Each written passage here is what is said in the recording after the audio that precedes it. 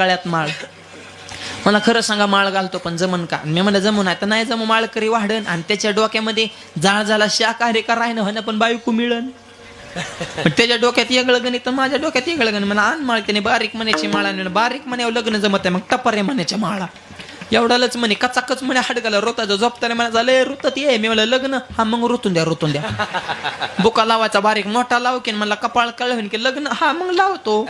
खपक्या गंधन टोपीन गंधन धोतरण नेहरून असा पांढरा फेक बगळा बनिला. कुठे कीर्तन गेलं की मी पुढं त्यो माग, मी पुढं त्यो माग. काही दिवसांनी तीच पुढं मी महाग. लोक त्याच्या पाय पड महाराज महाराज मला खरायला तर किंमतच नाही.